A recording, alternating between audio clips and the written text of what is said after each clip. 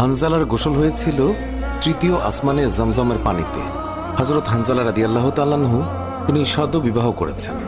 ওই সময় আমাদের প্রিয় নবী সাল্লাল্লাহু আলাইহি ওয়াসাল্লাম সাহাবীদেরকে বললেন, আমার সাহাবায়ে কেরাম, তোমরা উহুদের যুদ্ধের জন্য প্রস্তুতি গ্রহণ করো।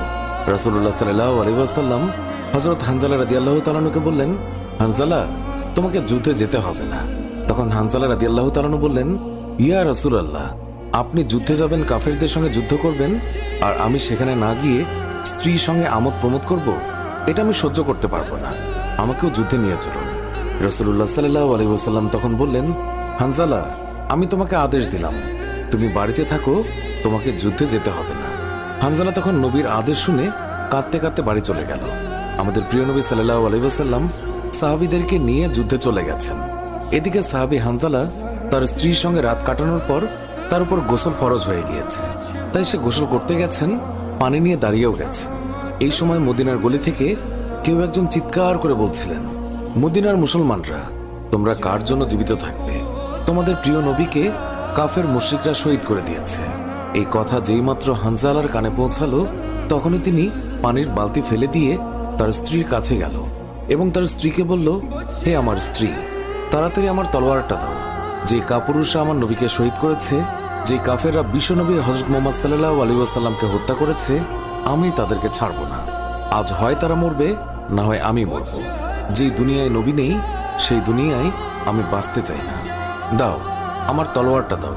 তখন হানজালার স্ত্রী বললেন, আপনি আমার নবীর হত্যাকারীকে হত্যা করতে যাচ্ছেন?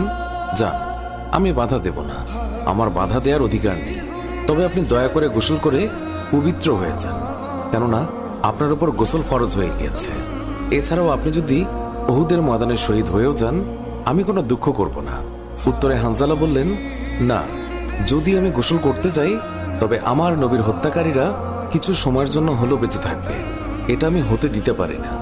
আমার যেই দুনিয়ায় আমার নবী বেঁচে নেই, ওই দুনিয়ার পানি দিয়ে আমি গোসল করতে পারি না। এই বলে তিনি তলোয়ার নিয়ে চলে গেলেন। উহুদের ময়দানে তিনি অনেক কাফেরকে হত্যা করলেন। একসময় যুদ্ধ করতে করতে তিনি শহীদ হয়ে গেলেন।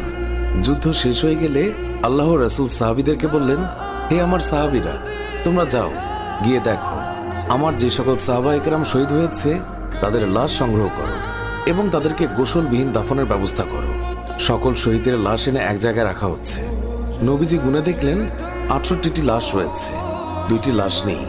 একজন তার চাচা হামজা রাদিয়াল্লাহু তাআলা আনহু, আর আরেকজন হানজালা রাদিয়াল্লাহু তাআলা আনহু। অস্থির হয়ে পড়লেন নবীজি। সব সাহাবাদের পাঠালেন লাশ খোঁজার জন্য। হঠাৎ বোরখা পরা এক মহিলা এসে দাঁড়ালেন নবীজির কাছে।